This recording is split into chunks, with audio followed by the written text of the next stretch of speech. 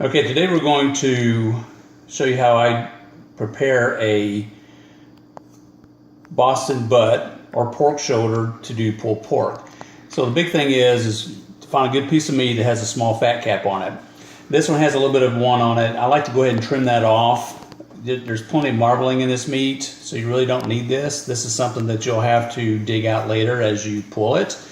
So I suggest to go ahead and trim this off. And when you do that, you'll see that underneath there's this silver membrane under here. I like to go ahead and get that off too, because when this cooks down, this is just going to be kind of a nasty little piece of fat and sinuous material that's not edible. So I'll go through and trim this down and try not to lose too much meat on it. But I'll go ahead and get this off because I'll end up taking it off later. A little bit more about this pork shoulder. You always want to get one that has a bone in it. I think the bone gives a lot more flavor as it cooks down. But if you can't find one with a bone, that's okay. The boneless ones works okay. Another area I like to trim is this piece here. When you flip it over, there's a lot of this white sinuous material in here I like to go ahead and take out. Once again, after you cook it, you'll be pulling it out anyway. So I'd rather spend the time now to get this out. The other thing is I can put more seasoning down inside here to give it a little bit more flavor. As you know, a pork shoulder is so thick that when you season it, it's good to get the seasoning down as far as you can. So I don't know if you can see this, but all I'm doing is trimming this out and going pretty deep in here. So a couple of seconds here and I'll get this out. Once again, this is something that you'll dig out when you're pulling it after it's cooked, so I'd rather get it out now.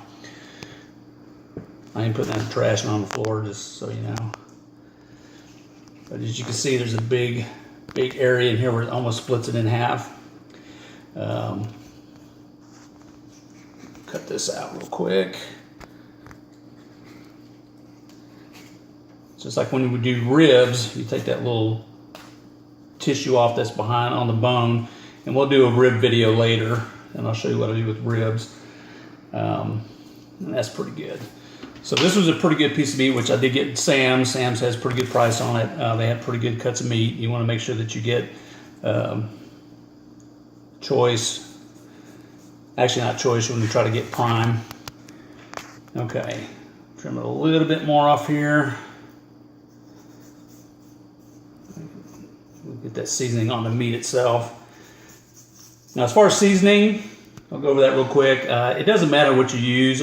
There's a lot of people that use you can make your own rubs. I've done that before where I've made my own rubs and put on here. You just kind of put the seasonings you like on it. But for the average person who's just starting out, I use real basic. I use something that has a little bit of onion, garlic, salt and pepper in it.